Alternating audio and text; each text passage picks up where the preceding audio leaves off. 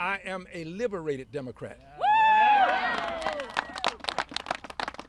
Now, we're looking at Democratic leadership right here. That's right. This does not apply to leadership, what I'm about to say next. I'm unbought, unbossed, and unafraid. A liberated Democrat. The Constitution has no mandate for conferring with leadership, quite frankly, or anybody else. Each member of Congress can bring this privileged resolution. Now, here's what I didn't say earlier that I'll say now. I said I would bring articles of impeachment. I would file them. But I'm going to bring them to a vote. It's not enough to file them and not have a vote on them. Yes. We will bring those articles of impeachment to the floor as a privileged resolution, and there will be a vote on them. And then we let the chips fall where they may. I can tell you how I will vote. I can't speak for anybody else. Right here. Thank you. I think Jessica, a couple others mentioned that not supporting this would be an indictment on some of the other figures of the Democratic Party, Schumer, Jeffries. Representative Green, do you share that perspective? Here's my perspective. I believe in the Constitution. I believe that what I'm doing is mandated by the Constitution and supported by a movement. I will let others decide for themselves. Let them make their own choice as to how they will conduct themselves. But for me, there is but one option: impeach, convict, and remove. Right here. If you had a message for fellow Democrats to kind of have them get in line, what would it be?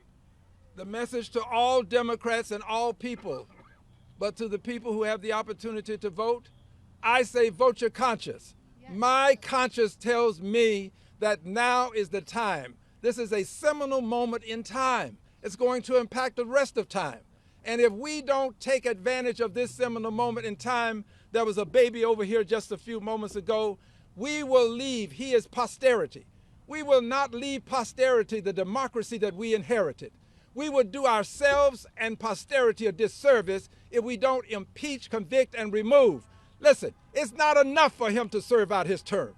He needs to be impeached, convicted, and removed so that there will not be another Donald Trump to show up without considering the fact that we will take actions to impeach, convict, and remove you from office. Yeah. Congressman again, do you know how many articles you will introduce, and do you know what topics they will focus on? What violations do you want to highlight? Well, I do have some ideas. I'll be conferring with John and some others. Obviously, Jessica and I confer quite regularly, but I'd rather not introduce them today.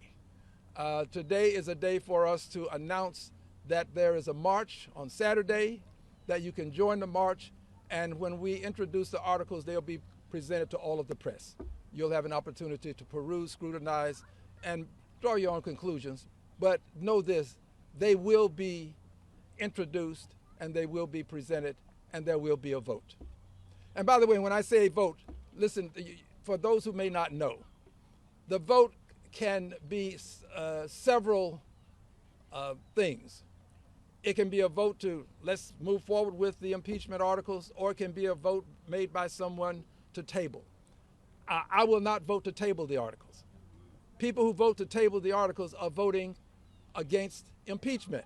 Right. So I'm not going to vote to table. I'm going to vote to have those articles themselves voted on, up or down, so that we can impeach, convict, and remove by virtue of the House first impeaching, the Senate then following through with the trial, as a result finding the president guilty of impeachable offenses, and thereafter the Senate makes the decision to remove. That's the process.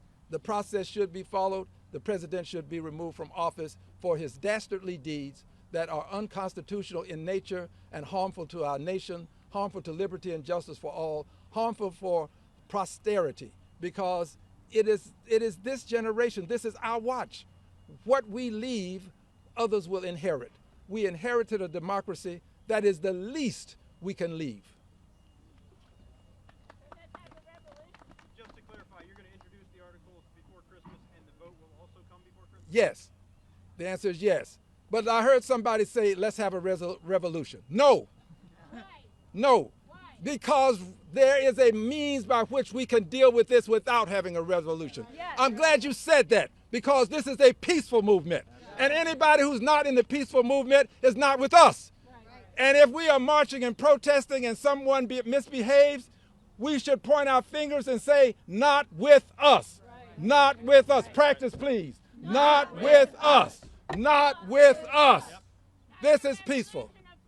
I'm glad you are saying these things, because it is peaceful. And we are making that point. You are not a part of this peaceful movement. I am not. Thank you for being a part of your movement. We will continue with ours.